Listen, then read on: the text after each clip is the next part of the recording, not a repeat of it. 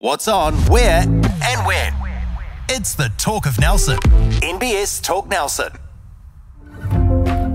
At NBS, we believe in banking for life. For over 160 years, we've been a trusted banking provider for generations of locals like you. We know our clients personally and build long-term relationships with them, offering flexibility by giving our staff freedom to make quick decisions to put them first. Experience banking for life with NBS. The Mako Rugby Roundup. Welcome to the Mako Rugby Roundup. I'm Chris Butler and welcome back, Les Edwards. Yeah, good to be here, looking at you slightly differently. It's a different profile today. Thank you very much, my good side. We thought we'd mix it up. Thank you. I'm just seeing if this side improves for me, but it doesn't look like it. We're thrilled to bring you all things rugby in the top of the South. But before we dive in, a big shout out to the Turf Hotel, our venue sponsor on Main Road, Stoke. And must make mention that tonight is jam night between 8 and 11. We've got Oldie Goldie, 9 till late on Friday. It's the Bledisloe Cup on Saturday. And after that, the Lou Bragg Band. That's not a bad night out, is it? And Sunday, the meat raffle, $1,900 on Sunday. They're huge, apparently. They pack the place out. And all NBC games are live at the Turf. So make sure you come and check them out. In this episode, we cover all things with international rugby coming up, Les, and of course the Mako season. It's been going pretty well, hasn't it? So Absolutely. far, 6 wins from 6 games, and that the only team I think now that's hasn't lost a game. Yeah, I think. Well, there you go. So we're very pleased to bring in Mako 205. It's outside back. They call him. So is it Macca Springer? Yeah, well, Mackay is my proper name, but everyone knows me as Macca, so it's like no one will know who you're talking about if they call you Mackay. No one will recognise that as that. Always been Macca. Does anyone call you Mackay? Some boys that know my name in the team. Not really, not too many of them at all. Mum and dad. Mum when she's angry, but that's the way it is. Macca. All right, mate. Look. You're one of our youngest Mako players, just 21 years old. Only 21. Yeah. You've been playing for 3 years, right? Yeah. This is... Mate, tell us a bit about your background. You're a Waimea lad, and tell us a bit about your family and playing JAB. How'd you get involved in rugby? I started quite early. So I think Mum got me into rugby when I was about 4. So been playing it my whole life. My whole family kind of went into it. My uncles played it at Waimea Old Boys. I kind of just joined it through that. And then Dad played a bit as well growing up. So he's started out in the old Brightwater playing for the Wizards, but he changed over to the bright side and went to Waimea Old Boys. So, yeah, that's kind of just got me into it. Probably just playing rugby from my family, and all my friends went to Waimea and still play for them. So that's probably a big point of why I went there. And then got a younger brother, older sister. He lives down in Christchurch, and he did play a lot of rugby, but he's kind of given that in. He's just big gym lad now. So is he? Right. He loves that. He gets into that, and obviously the uni life down there. Yeah. He wastes away with that. And then sisters. Teaching at Richmond Primary at the moment, which is pretty cool. So yeah, good to have her back in Nelson, and yeah. Yeah, and now I don't think I know your father, but your mother Mandy, well known, and she's played netball long time, isn't she? Yeah, she's been in the netball scene for a while now. I think she's still managing the Richmond netball team and doing her little bits around the place, but yeah, she'd probably see her around on signs and stuff, selling houses for Summit. So yeah, every week I go. And her maiden name is a Trathan. So Trathan is very synonymous, especially out Richmond Way and the Wobbers as well. So part of the Trathan clan. So the red and white's always been your club and the family club. Yeah, apart from Dad's TV, who went to the dark side for a bit. He's seen it early. Wasn't there too long. So yeah, no, it's always been a club for family and friends. So yeah, your younger brother, what was his name? Kobe. Kobe. Now, Yeah. we heard about Kobe coming out of Waimea Combined Schools, as talented as you, Macca, but he decided he'd rather get into the uni life and a bit of weight training. Yeah, well, I think he's pretty quiet, chill guy.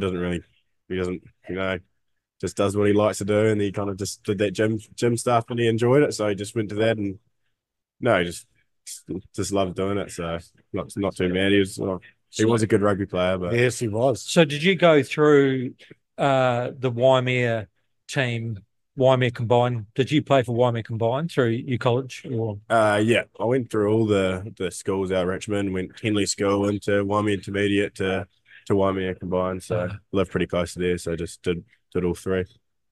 All right. Well, we're going to learn more about you actually later in the show.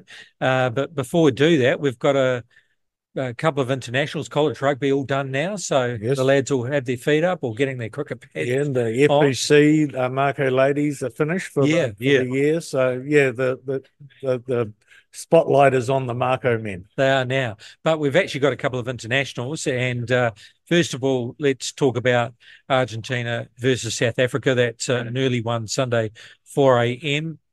South Africa travelling to Argentina, is that right? Yeah, that's right. They've made a huge number of changes. They left 10 players back in South Africa. Very confident team and wider group that Rassie Erasmus has got. So they've made wholesale changes for the first test against Argentina, knowing that Argentina will travel to South Africa for the second one. Yes, right. Gotcha. Okay, so they're going to try and save themselves because pretty much is the championship sewed up pretty much now?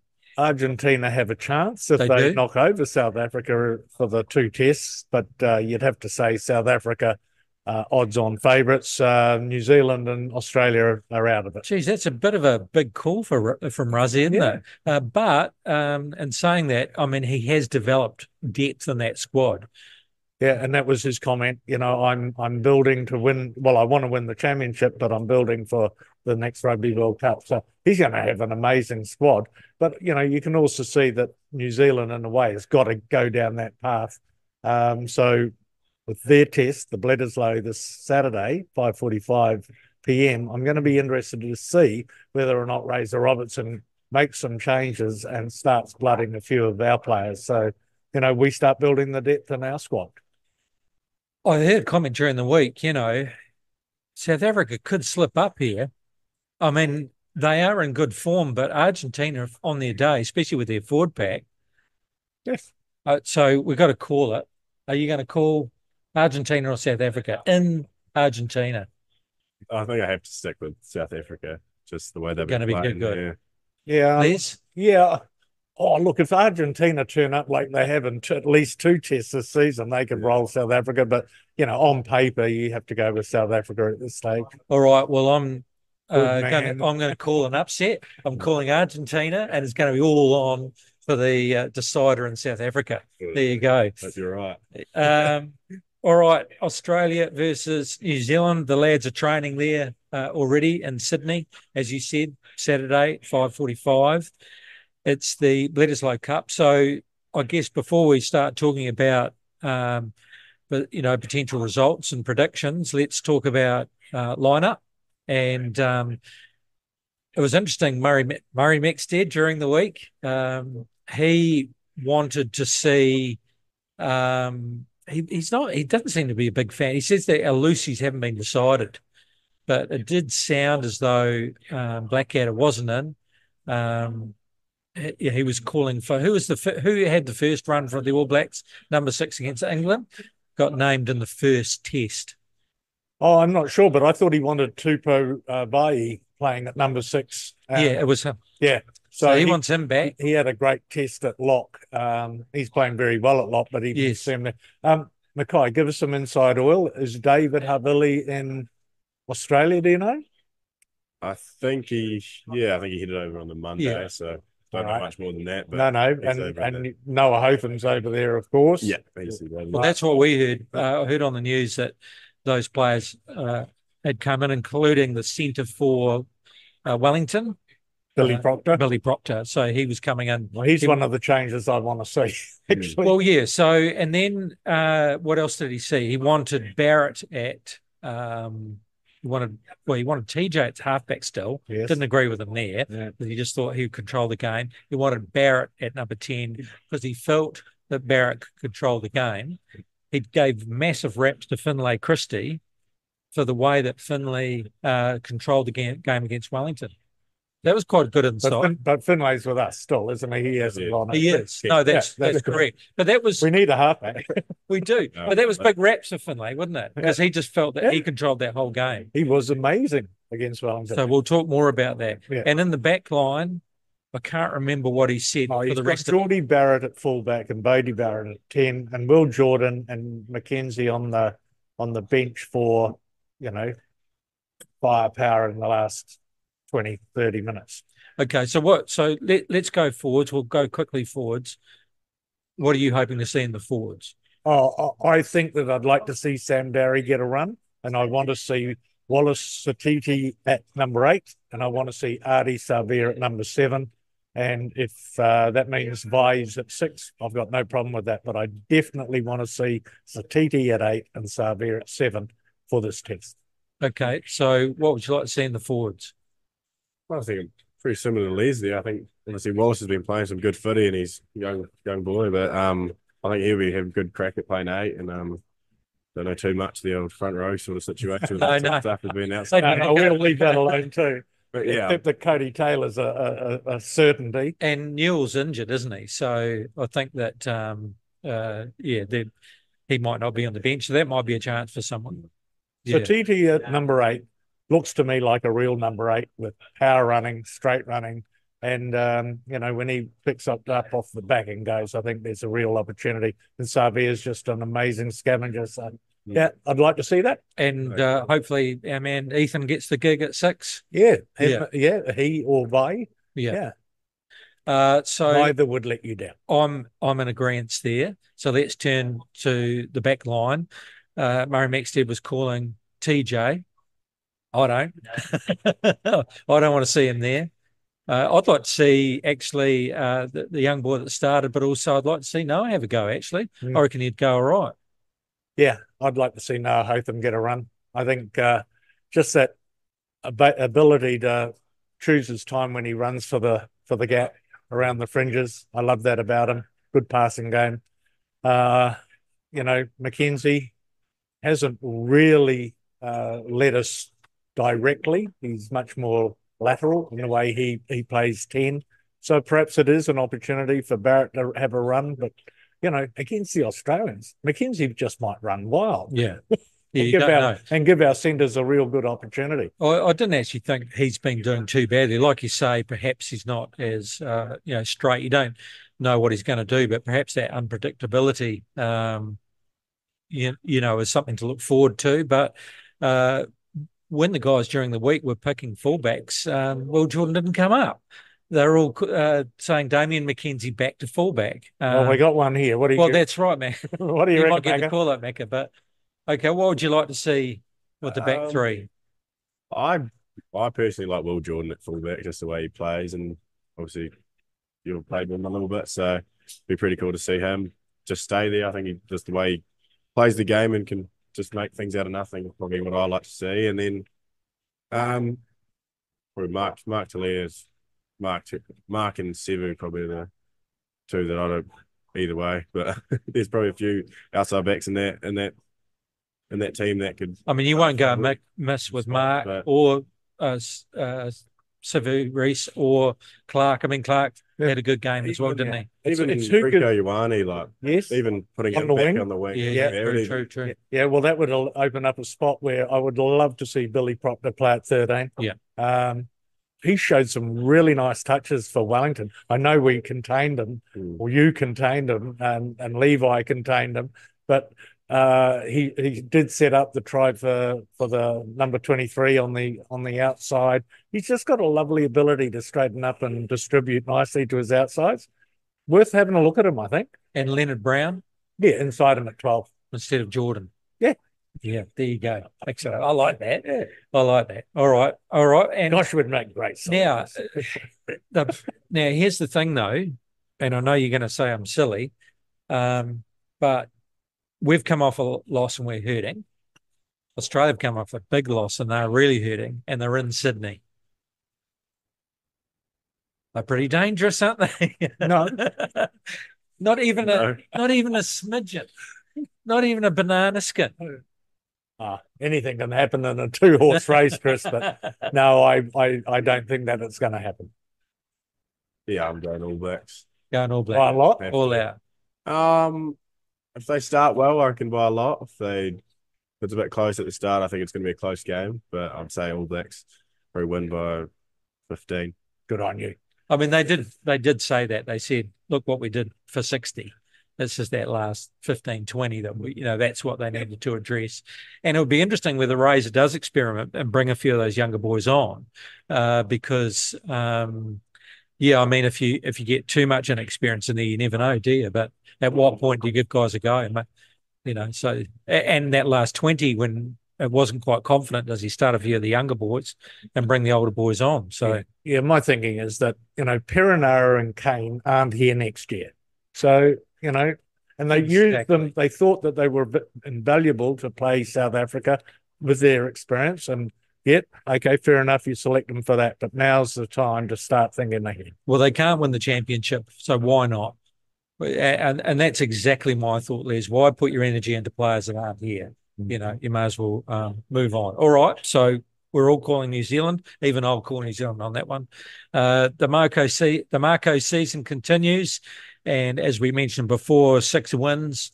Now the only unbeaten team, and just ups to you guys, because this was a massive mountain. This was Wellington fired up. They hadn't been traveling the last 2 or 3 games, even themselves admitted that they probably haven't been playing their best rugby. Billy Proctor comes back into the fold, and that when a team who's playing that well still feels a bit uneasy about their form and they're ready to go for the Ranfurly Shield, that's a big mountain to climb. And I guess we had tested ourselves against some good sides, but all of a sudden we've got pretty much, you've beaten Hawke's Bay, who are unbeaten, but probably you could say maybe the favourite for the NPC was Wellington at this point. You had to take them on, and they were going to be hungry for that shield. 28-18. So take us through what you guys were thinking when you were going into that match, and then what it was like out there for you guys. Obviously we knew it was going to be a tough match. Like their team throughout the whole season, and obviously the way they've been playing, obviously it's a little bit up and down, but we haven't put a 80-minute performance in either, so you can't really count on that. So it was with their boys that came back, Proctor and Ruben Love. I don't know anything that happened. So I think what we talked about was just winning those collisions at the start. I think they had a big forward pack, and they got a big team in general with even their back line. So just winning the collision and putting a little bit of pressure on them to try and make them play and make them do something from it. I think that's where we probably got our gain from it. When you're playing, you don't really think about too much of that sort of stuff. No. You kind of just play the game, and I know everything's been feeling really good in our team. I think our culture's been really high. All the boys are just getting around each other. Everything's kind of clicking. Even when things aren't going right, we're fixing ways and correcting them, which has been pretty awesome. Obviously, lots of last year, we didn't win too many games and it was a bit up and down. I think this year just feels a lot different with our culture and the way we can kind of change our feeling in the game, change the flow of the game. So that's probably, we're just playing our game, and I think it's just working. So it's been awesome. So you're 4 minutes in and Quinn Strange goes down injured, and then within the 20, you lose Quinton McDonald. Was there talk about how you compensate for those 2 players, or did you just say, let's keep going hammers and tongs at them and we trust the replacements? Obviously, there's a little bit of you see it and you're like, oh, who's going to do the line-out calls and who's going to throw the line-outs? But it's not. You trust everyone in the team. That's what you train for. You get those boys that do all the reps at training. And, it's their time to step up. The likes of the leadership stuff, Davey Havili was there, and he's just fitted in like he was been there the whole season. So, and all the boys just step up when someone gets injured. You can't really control it. It's something that you can't control. So it's just the next person, next job. So with that, yeah, you can't really worry too much about it. You just got to keep playing your game, and trust the process of what you've trained all week. So. Because when you think about it, Les, your two biggest leaders all of a sudden are out of the game. And so all of a sudden David Havili has to step up. And I noticed they interviewed him after the game. Yeah, well, he took over the captaincy. He ran them out in the second half. Yeah. Interestingly, though, not just leadership, but the line-out. And the line-out did turn to custard. We lost, 5 on the trot. But despite doing that, Wellington could not make inroads and get through what was a fairly tenacious defensive effort by the Mako in that first half.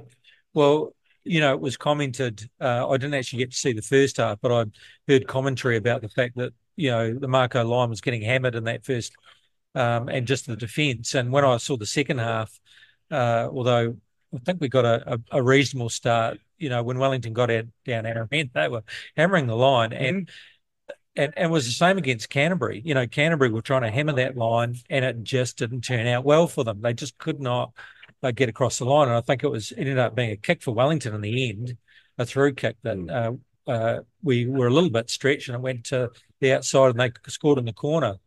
So defence has really been so good this season, hasn't it?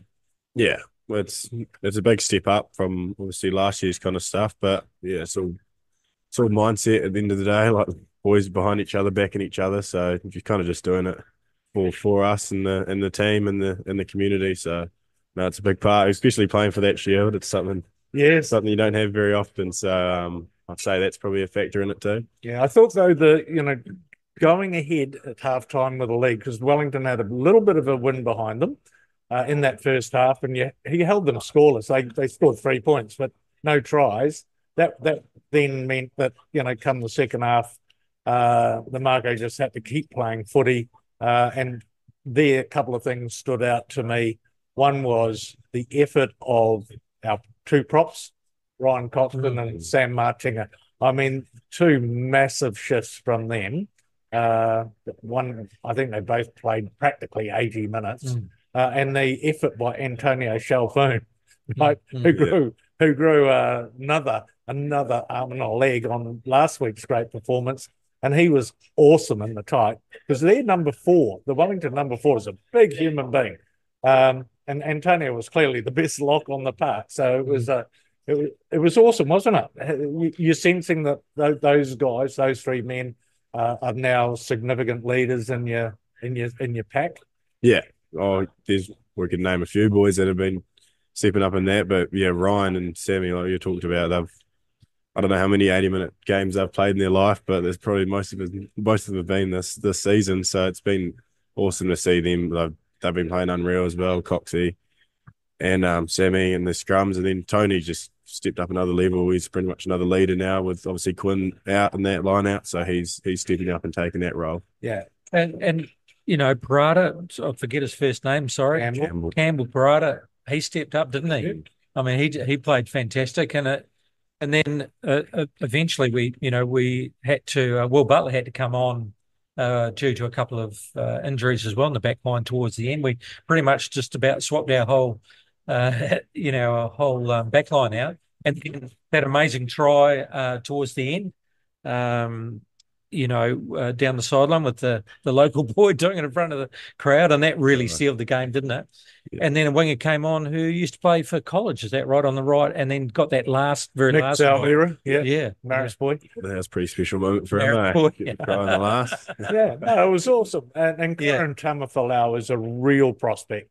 He's already he's a youngster, right? And he's already played for Tonga in 7s and 15s. So white toy boy, who clearly the class is there and going to play great rugby next year for Moana Pacifica. So, well, he had no right to.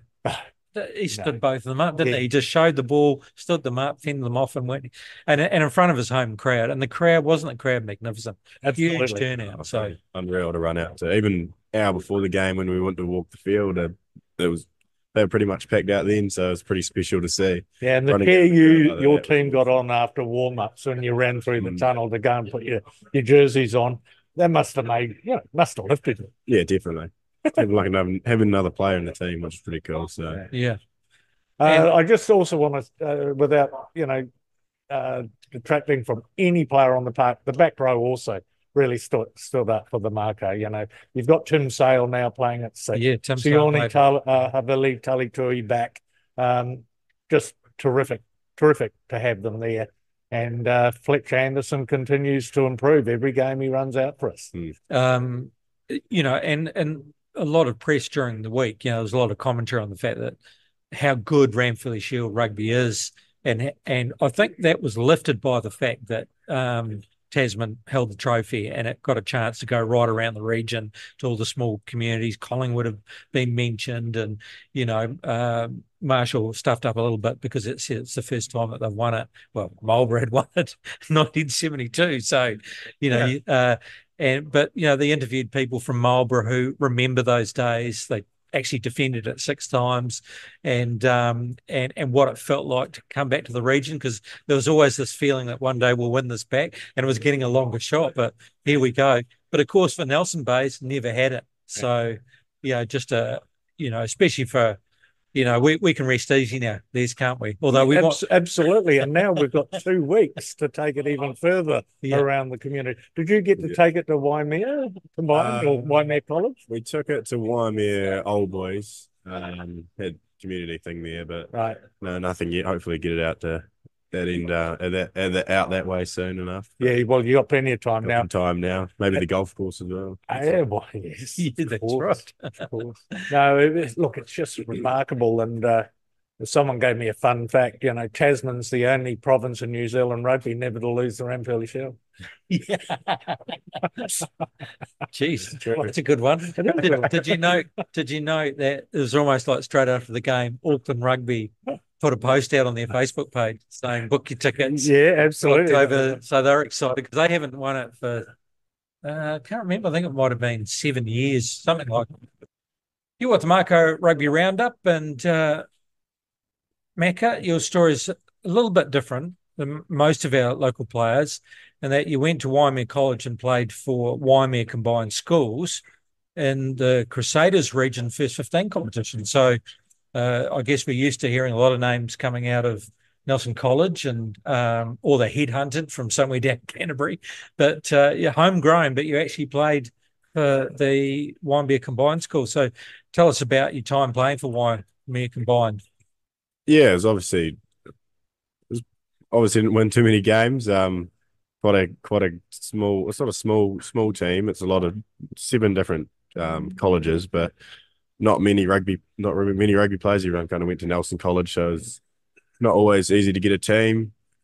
We had a lot of boys that lived over in likes of Takaka and out in Tapawera and stuff. So it was trainings weren't obviously too easy as well. We trained on a Tuesday as about half the team, and then on a Thursday we had a full team. So it was pretty up and down with our results. I think my first year it wasn't flash. We lost a lot of games by 80-0 and stuff like that, which was a pretty big learning curve for me. Just the way it was kind of a pretty simple choice for me to go to Waimea. Obviously, to live very close to the school, and all my mates went there. I didn't really go to college to play rugby. I didn't even think about pursuing rugby as a career when I went to school. So it was more just because my mates went there. Had a lot of mates that went there and had just enjoyed it more. So that's probably the reason I went to Waimea. But it wasn't easy rugby. I'll tell you that much. But it was fun. So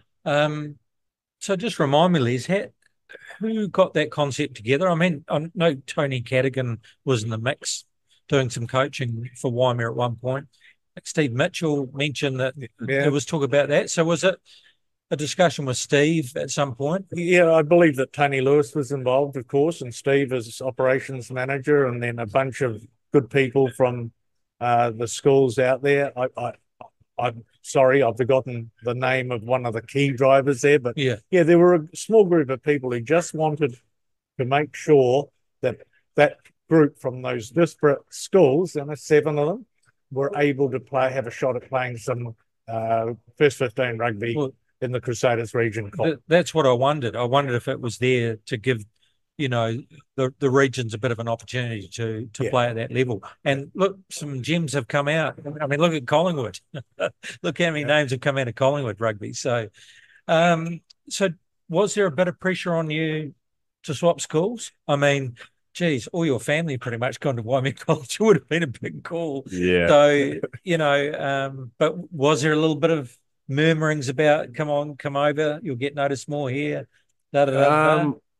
There was a little bit of you'll get noticed more, but I kind of didn't really. When I went there and I was playing, it was more of a thing like if I'm going to get noticed, it's not you're not going to be because I'm playing at Nelson or Waimea. It's because they're going to be watching me. So it wasn't. A few of my mates that went to Nelson were telling me to come play, and I just never really.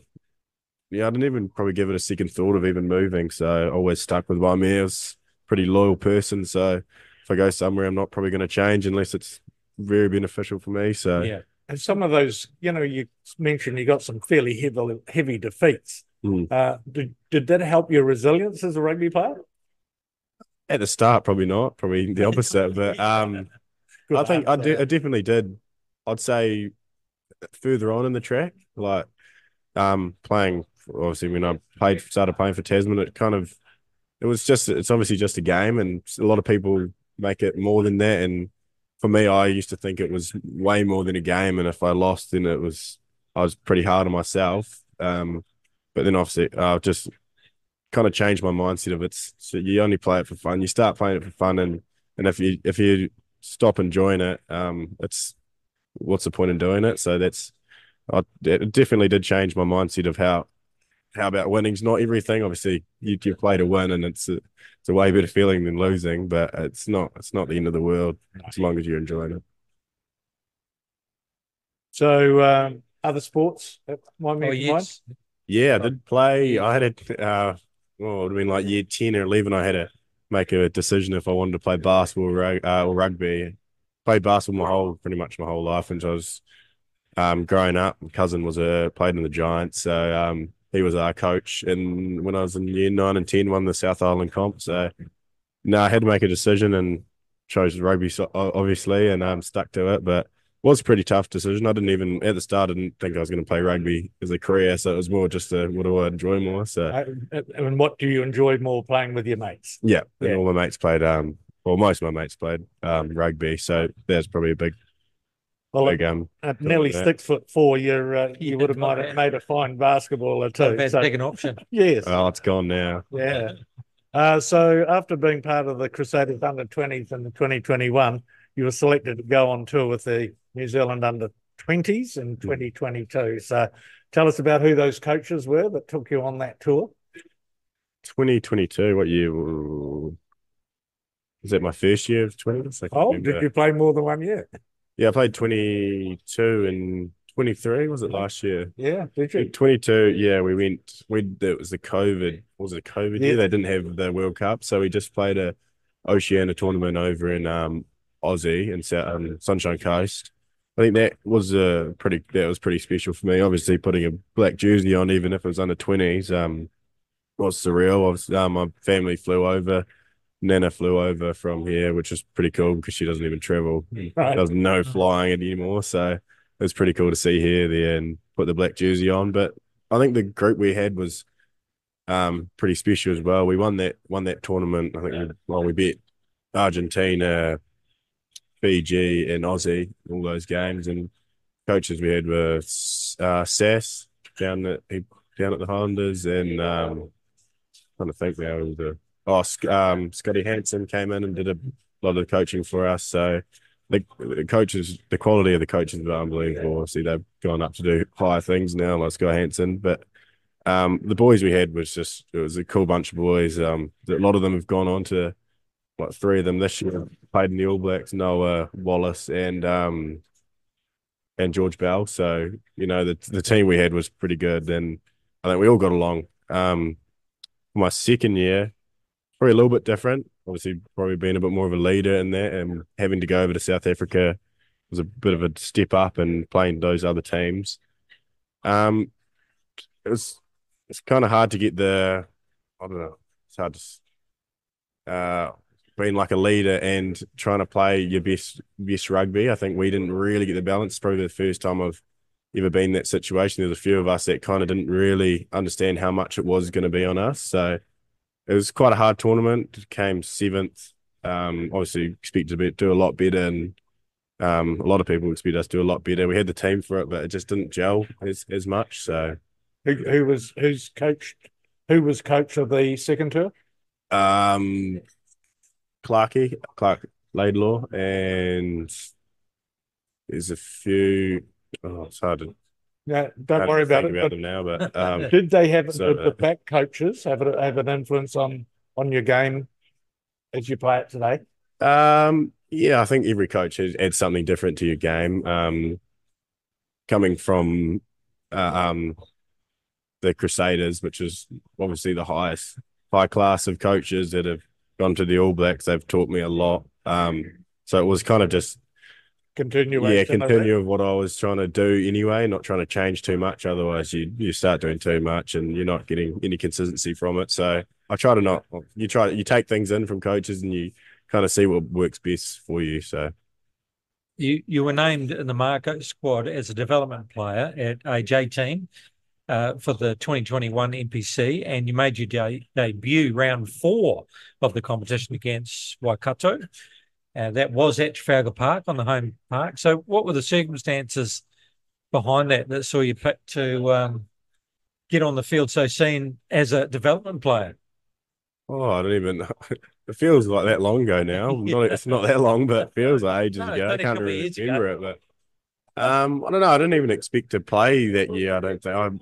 Obviously, it was the year before I was at school. And then a year later, I got asked to do the development contract, and I didn't expect to play at all. I was just thought I was there to fill in numbers and hit shields for the boys. So it was a surreal moment to be. I don't even think I still realized it. I didn't realize it at the time how cool it was. It just happened. Everything just happened so fast for me that it was just kind of just felt like another game until you're out there, and I think it was a photo that I had. It was shaking hands with like Liam Messon that played in that game, and I was like, "What? Wow. How have I gone from playing first 15 rugby to this?" So no, it was an awesome moment, but yeah, I couldn't tell you how much of what I thought at the time. It was just everything just happened that quick. And a bit of a step up because you're a college kid, and then you go up to play at that NPC level. So big step for you, or had you had a bit of a taste of the under-20s by then? Or did you debut before that? It was the under-20s Crusaders. I probably had a bit of right. With that sort of thing. Obviously, it's a completely different level playing NPC. The speed of it, the physicality. I don't think I definitely wasn't ready. I don't think for it until I'm still obviously you still deal with it now, but at that time you don't. Yeah, I was ready, but I wasn't ready. I've obviously learned a lot more now than I would have at the time, and things probably went over my head. And back then, they probably don't as now. But yeah, you're just a lad and playing footy for fun. I just turned up. Yeah, all a bit surreal. Yeah. But you did end up playing in the 2021 NBC final against Waikato. So yeah, that would have been a fantastic experience. So soon in your career getting those opportunities. So yeah, do you remember much of that?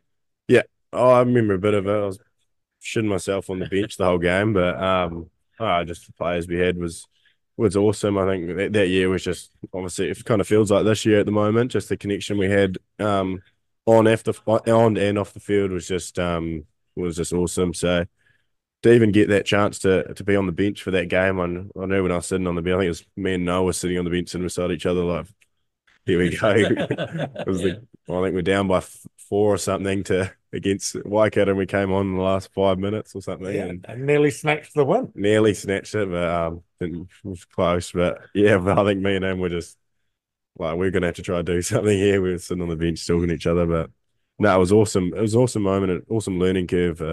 Obviously, nothing's going to get handed to you straight away in your first year, so it's probably a good thing for me to not win it straight away. Get something to try and drive for. So absolutely. But something you said just before about the feeling in your team from those 2019, 2020, 2021, that era of 3 finals to now, I sense the same thing. I sense that there's a lot of friendship and a lot of love amongst this group of players. Yeah, definitely. You feel it as soon as you walk into the doors, and even when you leave and the boys are texting each other going to do something, like, you spend every day together at training, and then you see the boys that want to go play golf together again. It's pretty cool. So yeah, it's something you don't try to, but it just happens naturally, which is pretty cool.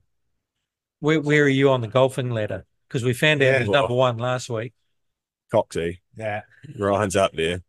And Finlay. The halfback, Louis Chapman. Yeah, he's good as well. Depends what day you get me on. I'm hit and miss, very hit and miss.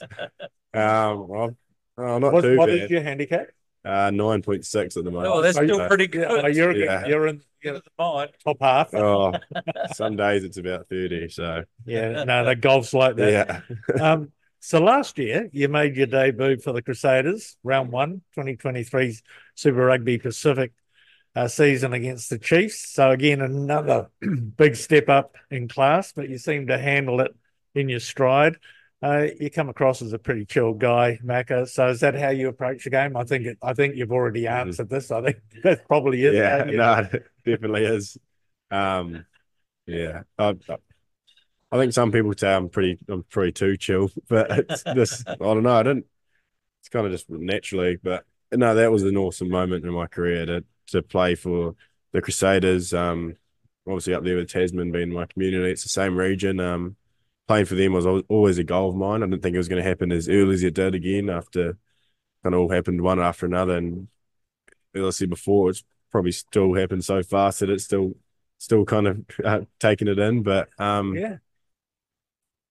it's the boys that were kind of around me, it makes it easy. You walk into the sheds and see the likes of Sam Whitelock and Cody Taylor and David Harvey, and you kind of pinch yourself like, I'm not meant to be in this room right now. So it was pretty cool to play with those guys and be in that team as well. Must be quite cool, David Havili being there and you're a junior going into that environment, but having someone recognisable that because actually had you played with him at the Mako at all, but by the time he had gone to the Crusader? Probably not. I don't think I have. No, oh, that's interesting. But you were aware of him or you'd met him? Or? Yeah. He's pretty much like my older brother. He's been awesome to me in my career. I think it might have been my first year of Tasman before I even played. He came up to me and had a chat, and I think we went and had a coffee and stuff like that. So he's just awesome with the younger boys that come in. He's helped me out my whole career with anything that I ask him or any questions I ask him. So it was easy to fit in with that. He just took me under his wing, and even like Ethan Blackadder is the same. He would do anything for you. So it was pretty awesome. Awesome to know, Davey's a true leader and a genuine connector of people. So we're very lucky there to have Davey and those Ethan in our mix. You've now played 18 games, so you might be used to it by now. So obviously, tell me about your fitness. Do you work hard, or does the game come naturally to you? Do you work hard at extras? Do you work in the gym? What's your training regime outside? I'd like to think I'm fit, but probably other people might think different. But training's obviously it goes training regime, gym in the morning, and then 2 hours of training in the afternoon. Obviously, try to do my extras that I can, probably kicking and high ball sort of situations that I'll probably be in the most. But getting that fit in the off season, it's a little bit heavier doing your own kind of things. It's probably a bit harder to go and do a running block by yourself when you got no one else to do it with. So it's just the way you got to think about it as you're doing it for your team, even though you're not doing it with your team. You're doing it for the team at the time. So it's hard, but it's your job at the end of the day. It's pretty special to do. So you can't take it for granted. So, Right. Now, you've been coached by the two Marshall boys, brothers, Tom and James. James at the Crusaders, Tom took this year at the Mako. So are they the same or are they not? They're characters, those two. Sometimes you can't tell if they're serious or not because they just have that much of a joke. But no, they're great coaches. Obviously, Jimmy coached me first with the Markers at the start. He's been an awesome mentor for me, kind of just getting me in and kind of trusting me and backing me to obviously play at such an early age at that time. So he's taught me a lot through the years.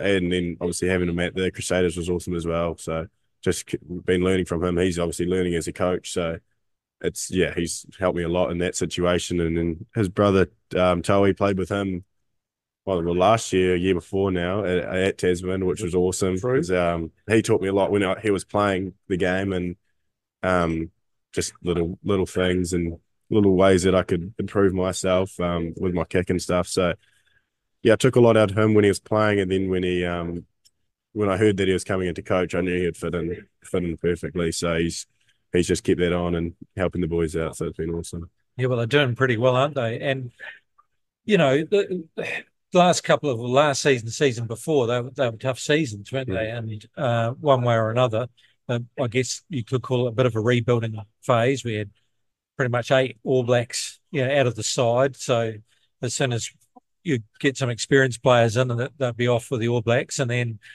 probably last year there was a bit more injury, wasn't there? We started off quite strong, and then there was injury. But this season, I kind of feel like there's still some more rebuilding to go. That you're still rebuilding, but geez, what a great start. And can you put your finger on what that comes down to? And also tell us a little bit about, I mean, you've mentioned Tom, what he brings into the back line, but also you've got Hawani on defence. And defence has been such a highlight this season. So tell us about what you think the difference is, or can you actually put your finger on it? Is it just one of those things that click? Yeah, it's hard to kind of narrow it down to one thing because you obviously don't know, but I'd say it's to do with the connection piece that I talked about before. Obviously, having those boys back that played in the Tongan World Cup, played for Tonga in the World Cup last year has been awesome for us, like Willie Havili and Sione Havili and those boys, Sammy Molly, like having those boys back and around the mix obviously adds another level to us, to our team.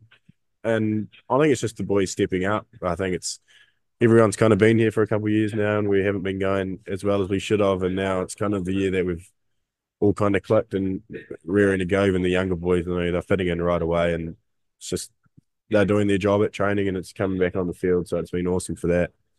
The likes of Towie, he's been a big part in the back line and obviously seeing the way our team goes and with the powerhouses we've got like Jim and Levi, getting them into the game as much as we can and to see what what we can get off that and the games we can get off that. So he's been huge in that. And then Hawani's been awesome with the defense and stuff. It's one thing how to win a game is obviously defense. So he's been awesome. He did last year as well, and he's just kind of taken it to a next level this year. And it's the detail he's put into it is obviously second to none. So he's helped awesomely.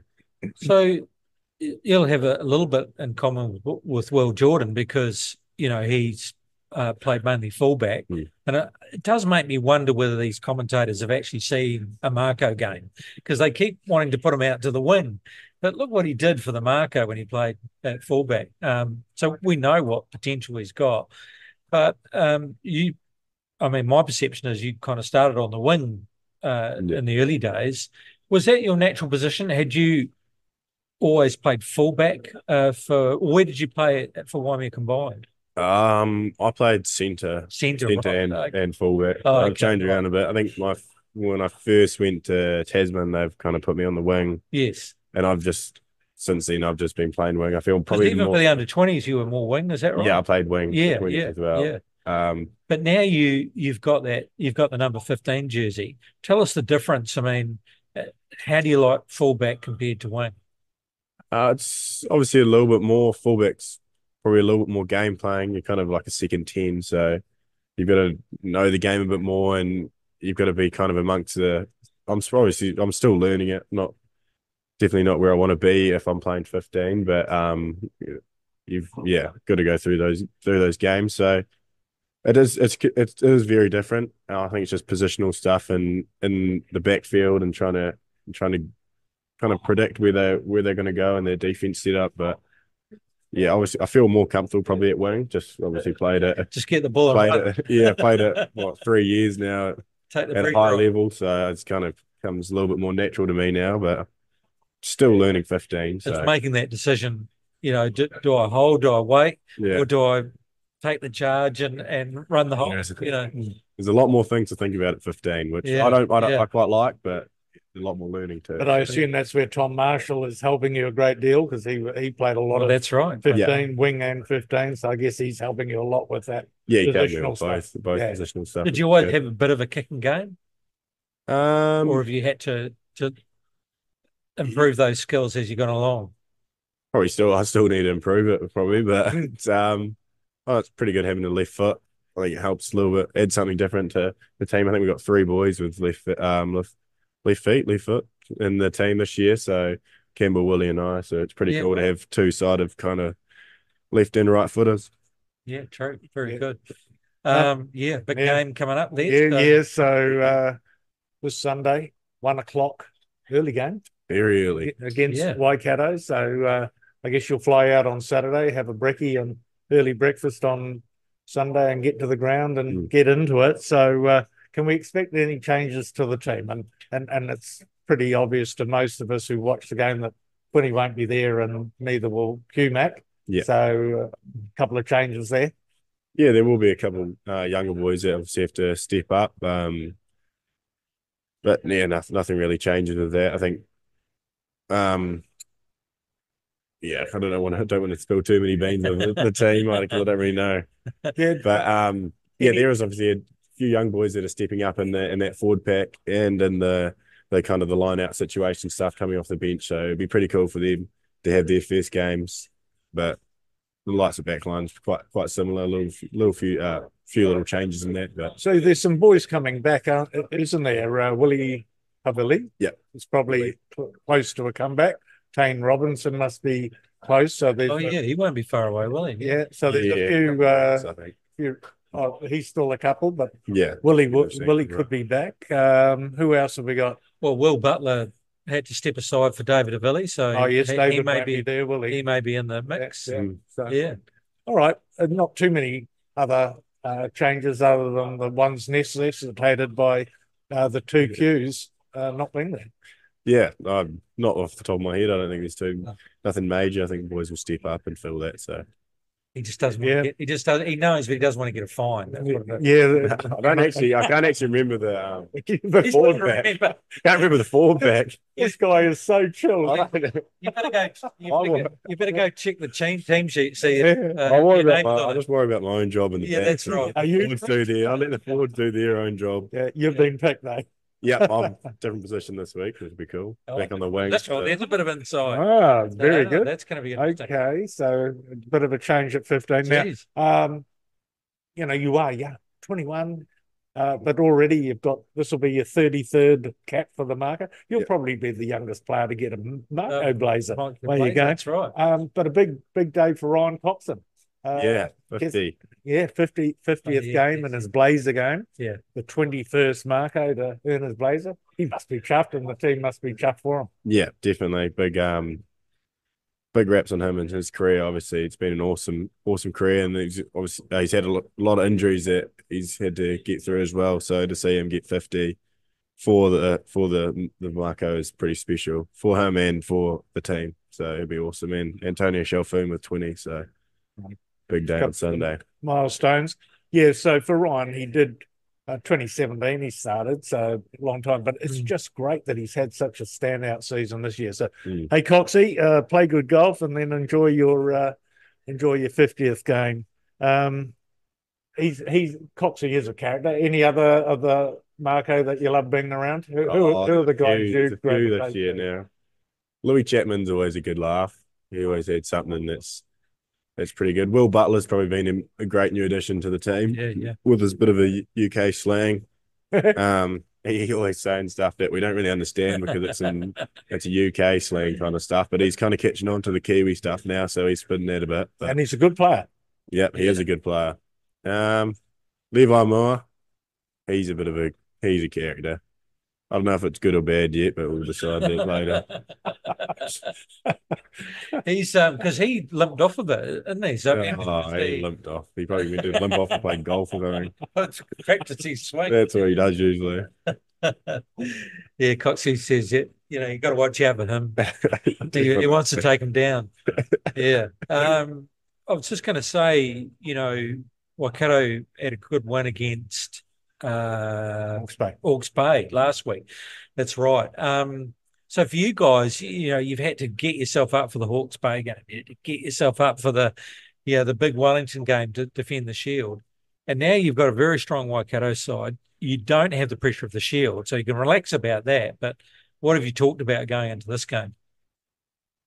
I think it's just obviously you want to win every game and go into the mindset that it's for the table. You obviously want to be at the top of the table, so it is another important game for us. Obviously things do change a little bit with not having the Ranfurly Shield and stuff like that on the line, but you know, at the end of the day, you play to win. You don't go out there to lose. So no, we'll give it our best foot forward and get the result hopefully.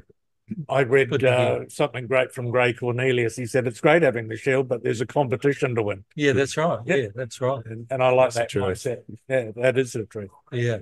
All right. Well, all the best of luck to you, mate. Been fantastic having you in, and Appreciate it. great to meet a local boy, Waimea College boy. Well, you know, Waimea Combined player, which is fantastic. Now going through into the NPC ranks and actually representing the Silver Fern too. So that's just fantastic and good to get some insight, and all the best to your mum and your dad. So I'll be very proud of what you're achieving. Yeah. Shout out to your brother and your sister, but tell your brother to get back into rugby. No, he doesn't listen to me. No, okay. Okay, and so good luck this weekend, and really appreciate your time. Thank you very much. Thank you. Appreciate it. Thank you. Thank you, Les, and you don't have to go anywhere this week, is that right? That's right. So 1 o'clock game. Yeah. It's an early time for sherbets. That's on Sunday. I'll find somewhere to watch. Isn't that on Sunday? Yes. It is. So enough time. Church in the morning. Yeah, and then Mako Rugby. Mako Rugby, yeah. So it's still not a bad life, is it? All right. Thank you very much, Les. Enjoy your weekend. Thank you, Macca. Thanks to our listeners. A big shout out to the Turf Hotel, our sponsor, Main Road Stoke. Check out the Facebook page for all that's on this weekend. You can catch this podcast and others on talknelson.co.nz. You can see us on our social media pages, Facebook and Instagram, and also on Spotify. Check out MBS Talk Nelson. Thanks for listening. We'll talk again next week. The Mako Rugby Roundup. What's on, where, and when. It's the Talk of Nelson. NBS Talk Nelson.